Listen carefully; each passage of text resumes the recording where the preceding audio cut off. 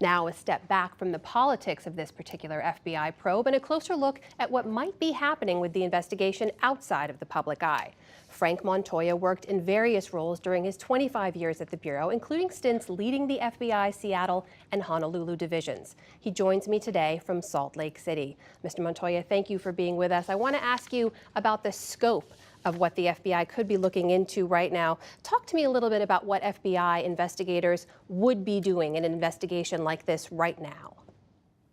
Well, first and foremost, they'd be talking to as many people as they can. I think it was important that the doors were opened earlier this afternoon in terms of what and who they can pursue in their pursuit of information. And keep in mind, this is a background investigation, not so much a criminal investigation. So it's not about proving who did what. It's more about finding or disproving or not finding derogatory information. So they'll be talking to, among others, Deborah Ramirez, Dr. Ford, Mark Judge, some of these others that have been identified publicly as individuals who may have information. It could also extend to individuals who are former classmates at Yale who can talk about more than just potential sexual assaults, but his drinking habits, his other kinds of behaviors, perhaps when he had drank too much. So there are a lot of people that they can talk to, and those people can tell them about others that they can then follow up with. You mentioned that word derogatory. Explain to me the significance of that in terms of what kind of questions the FBI investigators are asking when they talk to these people. Yeah, another great question, because again, this is about determining if this individual is suitable for the job for which he has been nominated. So they're going to look at character. They're going to look at associations. They're going to look at his reputation, loyalty to the United States, not to an individual, biases or potential biases, ability to do the job, and then, of course, financial abilities, alcohol and drug abuse, potential for alcohol and drug abuse. When I was a brand new agent, gosh, in January of 1991, we learned how to do these things, and they taught us that the acronym to help remember the kinds of things that we're supposed to talk about was Carla B. Fad, and that was what, 30 or 27 years ago, and I still remember it. We heard the president earlier asked about this as well, whether or not he thought Judge Kavanaugh himself should be interviewed. Does the FBI need to talk to Judge Kavanaugh in order to complete this investigation? Another great question, and whether it's Kavanaugh or it's Dr. Ford, there's all kinds of publicly available testimony that can be reviewed for potential lead information. But again, I think this is really about determining whether or not there is more derogatory information out there. Talking to him about that is not going to get them there. Talking to folks like Dr. Ford or Deborah Ramirez or even Julie Swetnick, that's where the rubber meets the road in this background investigation now.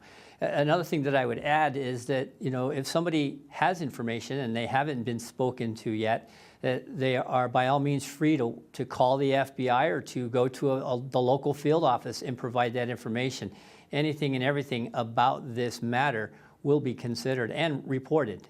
Well, you can imagine there must be people who knew him in some capacity or the other from school, from his professional life, who may be doing exactly what you suggested then, reaching out to their local FBI office. Does the FBI have an obligation to try to speak to every single one of those people to try to see this through? Well, and that's a big challenge in this particular investigation because they are on a time crunch. They have 7 days, so they're pretty limited in terms of what they can do. They have the resources to do it, but there's been a lot of talk about how this is the 7th background investigation that Kavanaugh has faced.